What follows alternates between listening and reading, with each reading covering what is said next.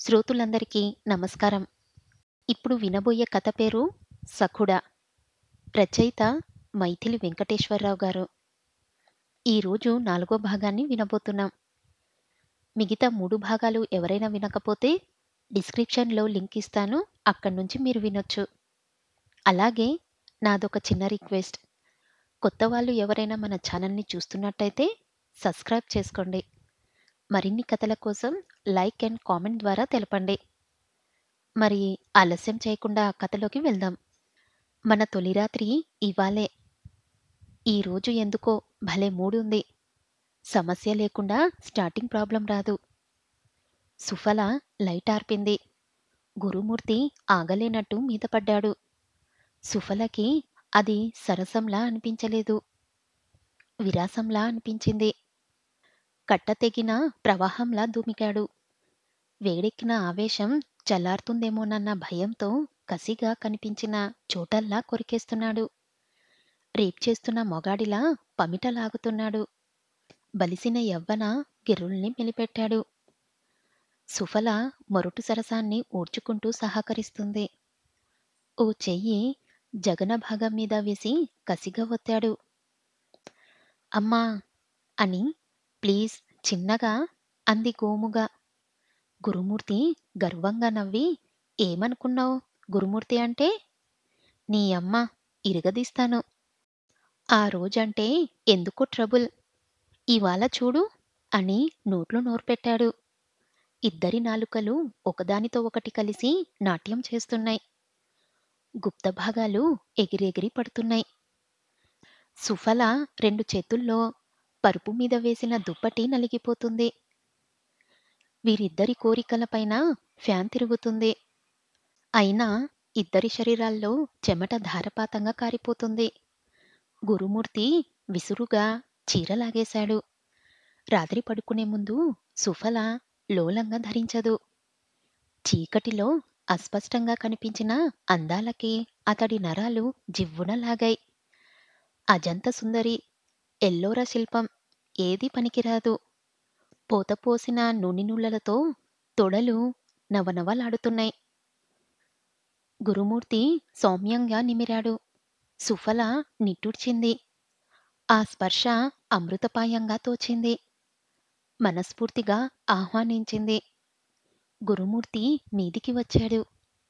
తానే స్వయంగా jacket hooks తీసింది. విడుదలైన బందిల్లా గాలి పీల్చుకున్నాయి.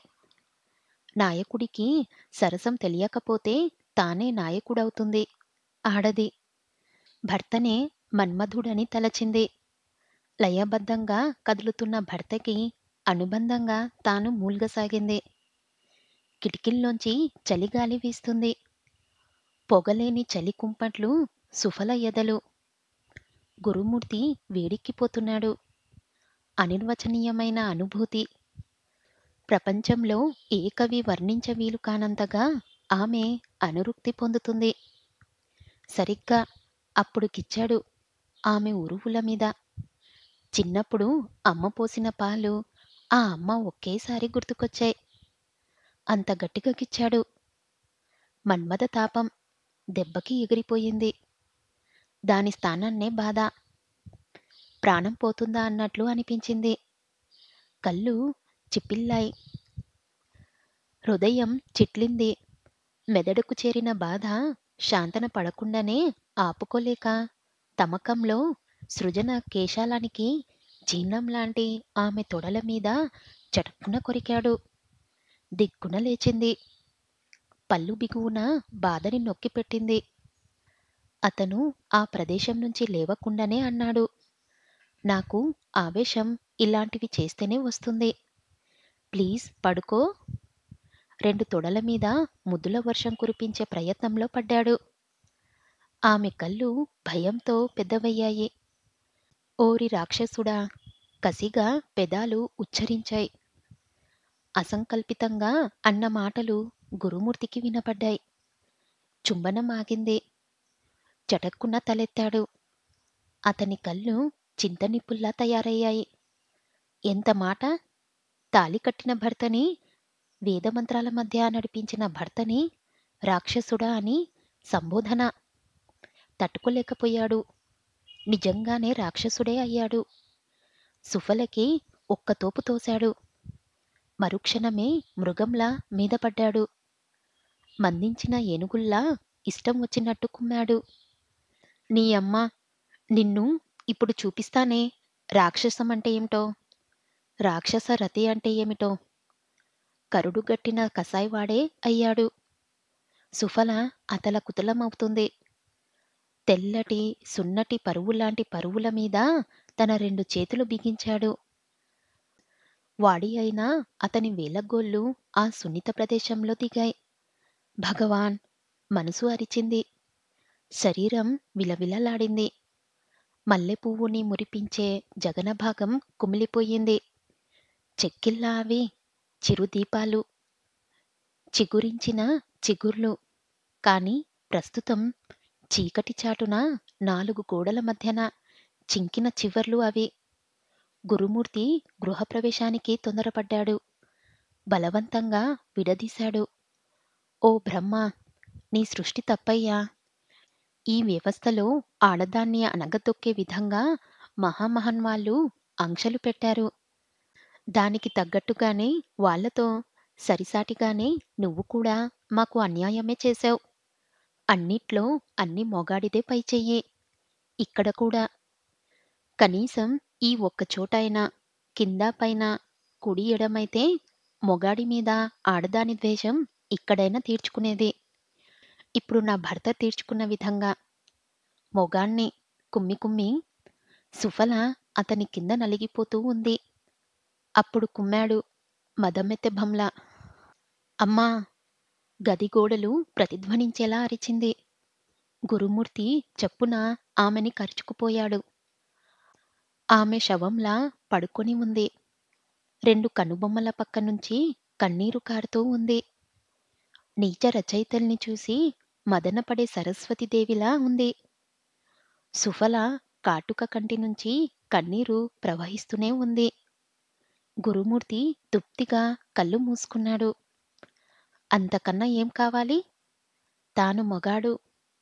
భార్యకి తెలిసి వచ్చేలా చేశాడు. తాను మొగాడు. భార్యని 4 గోడల మధ్య అనుభవించటమే మగతనమైతే గురుమూర్తి మగాడే. రాత్రి పూర్తిగా గడిచింది. పక్షుల కిలకిలా రావాలు కిటికీల్లోంచి వినబడుతున్నాయి. ఆ శబ్దానికేమీ ఆవిడకి మెలకువ రాలేదు. అసలు నిద్రంటుపోతేనేగా మెలకువ రావటానికి. కొండ చిలువులా పెనవేసుకున్న భర్తని పక్కకి జరిపింది. తాళిబొట్లను తీసి కళ్ళకద్దుకుంది.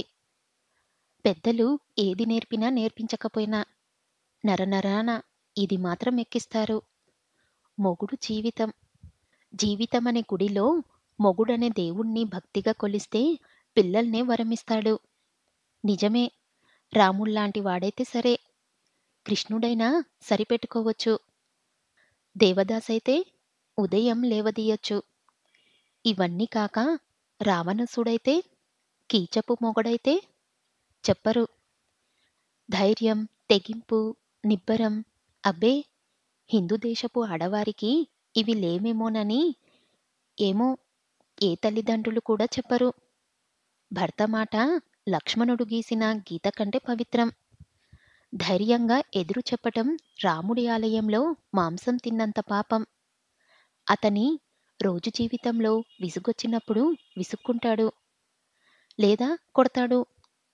మరీ కర్మ చాలకపోతే నరకయాతన పెడతాడు. తెగించకూడదు. తెగిస్తే బరి తెగించింది. First certificate. సెకండ్ వద్దులేండి. చెప్పుకున్న పాపమే. ఇకపోతే పిల్లలు. నువ్వు వారి కోసమే బ్రతకాలి. వారిని చూస్తూ బ్రతకాలి. ఇవాళ నవ్వుతూ తన్నినా, రేపు కావాలని తన్నినా తల్లి మనసు కదా, కడుపు తీపి అని సరిపెట్టుకోవాలి. మనువు రాసినా, మహాముని రాసినా అదే రాశాడు. భర్త తన ఇంటిలో 4 గోడల మధ్య అభద్రత భావంతో చూసినా, అతను కట్టిన తాళిని మాత్రం జాకెట్టు చాటున హృదయంలో దాచుకోవాలి. కాని సుఫల తాను ధైర్యంగా ఎదురు చెప్పగలదు. తెగించగలదు. అలాంటి నీచుడి పిల్లలకి తల్లి కాకుండా ఉండగలదు. ఆ తెగింపు, ధైర్యం, నిబ్బరం అన్నీ ఉన్నాయి. కానీ తన తల్లిదండ్రుల పరిస్థితి వద్దు. తానే నెమ్మదిగా మార్చుకోవాలి. అతనిలోని వికారాన్ని మంచి మాటలతో వదిలించాలి. ఆ తర్వాత చెదిరిన దుప్పటిని సరిచేసింది. సుఫల అనుకున్నట్లుగానే గురుమూర్తి ఆవేశపరుడు, శాడిస్టు, అసమర్థుడైతే మార్చుకోగలిగేదేమో. అప్పుడీ కథ మరో రకంగా ఉండి ఉండేది. భూదేవి లాంటి స్త్రీ భరించలేనిది, క్షమించలేనివి రెండే రెండు. ఒకటి పక్కని, మరో పడతకి పంచి ఇవ్వటం. రెండు అనుమానం, అనుక్షణం అనుమానం. గురుమూర్తికి ఉన్నది రెండోదే. ట్రైన్‌లో తన కాలుని సిగరెట్ పీకలా ఎందుకు నలిపాడో, అసలు అతనిలోని వికారమేమిటో సుఫలకి గంట తర్వాత తెలిసింది. గురుమూర్తి ఆఫీస్‌కి వెళ్ళే హడావుడిలో ఉన్నాడు. బయట సుఫల కూరల బేరం ముగించుకొని ఇంట్లోకి వచ్చింది. డ్రెస్సింగ్ టేబుల్ ముందు నిల్చొని తల దువ్వుకుంటున్నాడు. సుఫల వడిలోని కూరలని జాగ్రత్తగా పట్టుకుంటూ వంటగదిలోకి పోబోతుంది. ఆగు! అది ఆజ్ఞపనో, ఆదరంగా అన్నదో అర్థం కాలేదు సుఫలకి. గురుమూర్తి ఆమె వైపు తిరగకుండానే క్రాఫ్ సవరించుకుంటూ అడిగాడు. ఏంటి? ఏమిటంటున్నాడు మీ బావ? బావా? ఆశ్చర్యంగా నోరు తెరిచింది సుఫల. అదే, ఆ కూరలవాడితో సరసలాడుతుంటే వాడేమన్నా మీ బావేమో అనుకున్నాను. సుఫల అవాక్కైపోయింది. తాను కూరలవాడితో సరసలాడిందా? కళ్ళల్లో నీళ్లు గిర్రున తిరిగాయి. గురుమూర్తి గిర్రున వెనక్కి తిరిగాడు. సిగ్గులేదు? అవ్వా! కాపురానికి వచ్చి 2 రోజులు కూడా కాలేదు. అప్పుడే కూరలవాడితో ఇకయికలు. అసలు మీ జాతే అంతా. కట్టుకున్న మొగుడు తప్ప వీధిలో మొగలంతా మొగల్లా కనబడతారు. నీతి, జాతి లేని ముండలు మీ ఆడోళ్ళు. వావి వరుసలు తెలియని జాతి. ఊహించని ఆ నిందులకి సుఫల కళ్ళల్లో నీళ్లు బయటికి తన్నుకొచ్చాయి. అంతటితో అవి ఆగకుండా జారుడు బండ మీద జారుతున్న పిల్లల్లా జరజర చెంపల మీద జారాయి. అది చూసి గురుమూర్తి అగ్గిమీద గుగ్గులమయ్యాడు. చేతిలోని దువ్వెనని విసిరికొట్టాడు. కన్నీరంటే మహా అసహ్యం. అది నట్టింట్లో అంటే భరించలేడు. ఆ రెంటికంటే మరి ఎవగించుకునేది ఏడ్చే ఆడదంటే? గురుమూర్తి హృదయం భగ్గున మండింది. అది అది ఆ ప్రభావతి కూడా అంతే. మొదట కూరలవాడితో సరసాలాడి బేరాలంది. అడిగితే ఏడ్చింది. నమ్మించింది. ఛీ! మొహం చూడటమే పాపం. విసురుగా పక్కకి తిరిగాడే కాని గురుమూర్తికి లేచిపోయిన తొలి భార్య కళ్ళ ముందు కదలాడుతుంది. ముక్కుపూటలా అసహనంగా కదిలాయి. కళ్ళల్లో విషం నింపుకున్నాడు. నోటిని కంపు చేసుకున్నాడు. మళ్ళీ సుఫలకి అభిముఖంగా తిరిగి, తాట తీస్తాను, ఏమనుకున్నావో? ఇలాంటి బజారు చేష్టలు నాకు నచ్చవు. తొలి తప్పు అని సరిపెట్టుకుంటున్నాను. సీరియస్‌గా చెప్పి బయటకి నడిచాడు. సుఫల చెక్కిళ్ళ మీద నుంచి గురుమూర్తి దురుసు మాటల్లా టపటపా ఇంకా రాలుతూనే ఉన్నాయి కన్నీళ్ళు. రాత్రి పడిన నరకమే ఎంతో మేలనిపించింది. ఆ క్షణంలో తల్లిని చూడాలనిపించింది. ఒళ్ళో తల పెట్టుకొని విలవిలా ఏడవాలనిపించింది. పుట్టింటి నుంచి తెచ్చుకున్న సూట్ కేస్ దగ్గరికి వెళ్ళి ఓపెన్ చేసింది.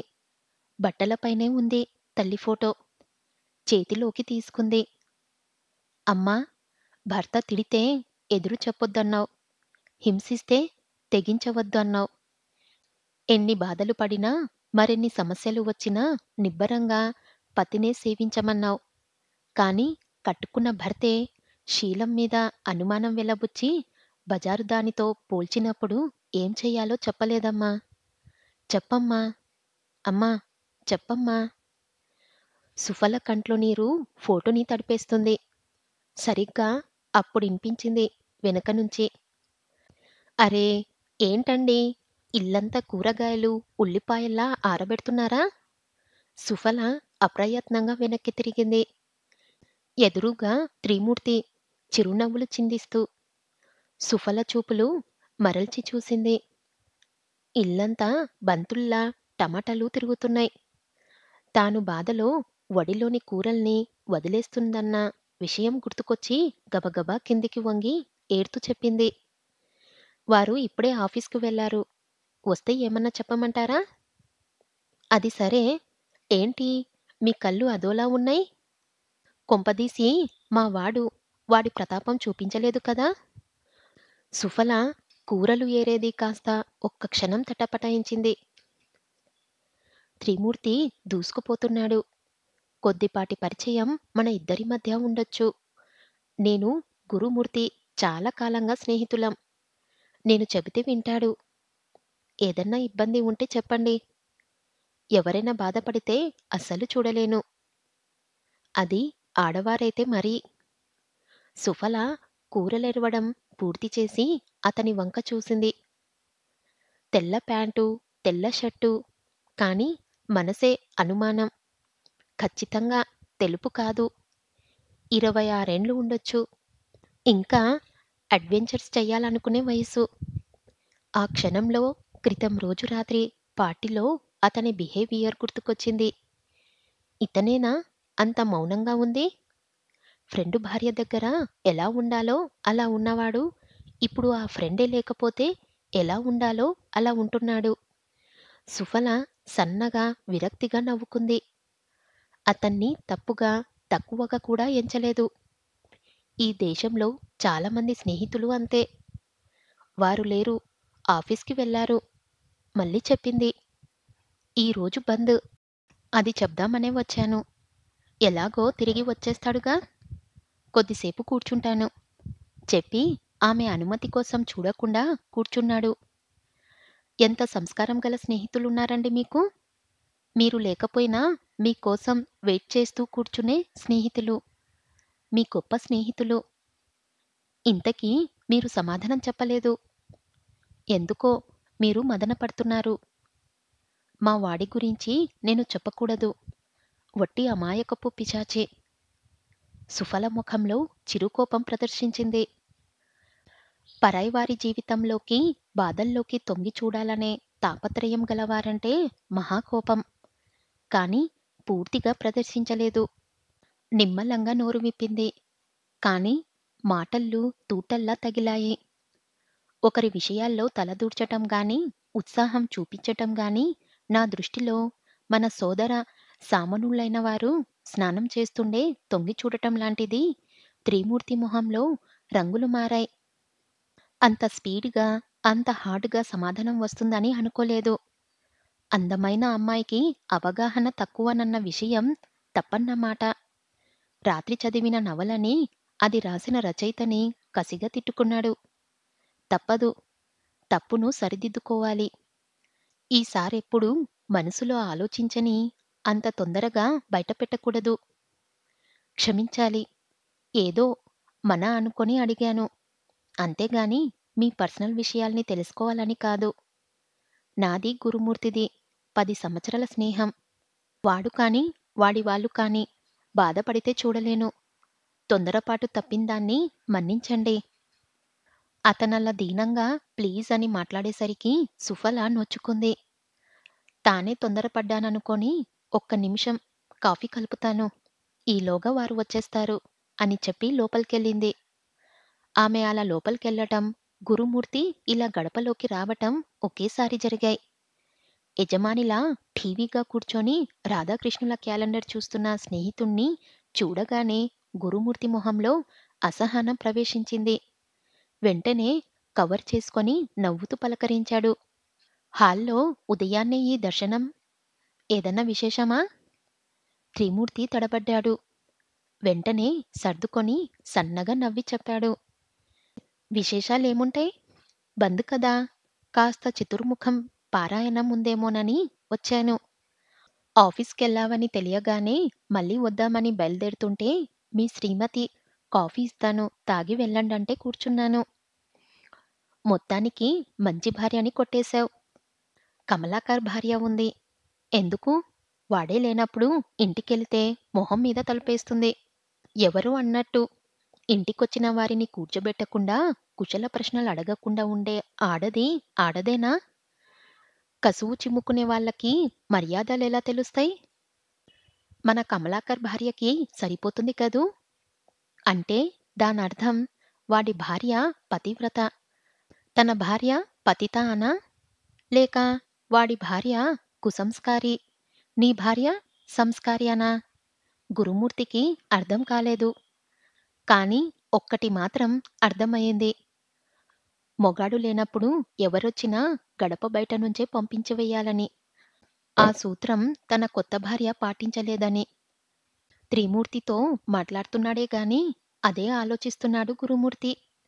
సుఫల ఇచ్చిన కాఫీ తాగి అరగంట తర్వాత వెళ్ళిపోయాడు. గురుమూర్తి అలాగే ఉడుకుతున్న లావాలా అక్కడే కూర్చుండిపోయాడు. ఎవండి, టమాటా పచ్చడి చెయ్యనా? కూర చెయ్యనా? భర్తనడిగింది సుఫల. ఉదయం భర్త చేత అవమానించబడిన ఫీలింగ్స్ ఆమె మొహంలో లేవు. స్త్రీ సహనమూర్తి అన్న పదానికి సరైన నిర్వచనంలా ఉంది. గురుమూర్తి ఓ నిర్ణయానికి వచ్చినట్టు తల పంకించి ఇలా వచ్చి కూర్చో చెప్పాడు, గొంతులోకి సౌమ్యాన్ని తెచ్చుకుంటూ. సుఫల మారు మాట్లాడకుండా వచ్చి భర్త పక్కనే కూర్చుంది. నీకు తెలుసో తెలియదో, నా మైండ్ ఒక కంప్యూటర్ లాంటిది. క్షణంలో ఎదుటివారి ఫీలింగ్స్ని, మూమెంట్స్ని పట్టుకోగలదు. నాతో కాపురానికి వచ్చే రోజు రైల్లో నీ వెక్కిలి పనులు గమనించాను. దానికి శిక్ష కూడా వేశాను. రెండోసారి నా ఇంట్లో, నా పడక గదిలో నన్ను వెధవనన్నావు. సహించలేదు. నా తాపత్రమేమిటో, మగతనమేమిటో చూపించాను. ఇప్పుడు నా స్నేహితుడితో నీ సరాగాలు భరించలేదు. నేను లేనప్పుడు వాడు వస్తే లేడని పంపాలి. అంతేగాని అత్త కొడుకుల్లా కూర్చోబెట్టి కాఫీ ఇస్తానంటావా? అంత మదమా? అంత కొవ్వు పట్టిందా నీ ఒళ్ళు? లేచిపోయిన అది కూడా అంతే. మగాడు కనబడితే మైమరిచిపోతుంది. నేనిచ్చే సుఖాలు చాలకపోతే చెప్పు. వంకాయలు రోజెక్కువ తెస్తాను. బుద్ధుడు కూడా అంత సరళంగా చెప్పలేడేమో. గుండెలని పిప్పిచేసి పలుకులు సరళంగా పవిత్రమైన శ్లోకాలకి అర్థం చెబుతున్న గురువుల్లా, వేదం నేర్పుతున్న వేద పండితుల్లా చెప్పాడు. సుఫల నిశ్చేష్టంగా చూస్తుండిపోయింది. గొంతులో ఏదో అడ్డం పడిన భావన. అనుమానపు భర్త. బహుశా తన తండ్రితో మాట్లాడుతున్నా అనుమానించే భర్త. ఎందుకిచ్చావయ్యా? రే భగవాన్! 7 కొండలు ఎక్కి మొక్కాను కదయ్యా! మంచి భర్తని ఇవ్వమన్నాను. ముడుపు చెల్లిస్తానని చెప్పాను.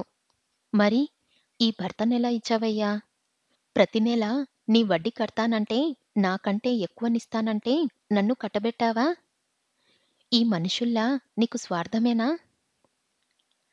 అలా రాతిబొమ్మలా శూన్యంలోకి చూసినంత మాత్రాన రంగు కప్పిపోదు. అసలు నీలాంటి వాళ్ళంతా ఎందుకే నాకు గూదిబండలవుతారు? మళ్ళీ చెబుతున్నాను. ఇంకోసారి ఇలాంటి లేకి పనులతో నా కంట పడ్డావంటే చెప్పను, చేసి చూపిస్తాను. ఖబర్దార్! దెబ్బ మీద దెబ్బ, నింద మీద నింద. ఉదయం కూరలవాడు. కేవలం గంట తేడాతో స్నేహితుడితో.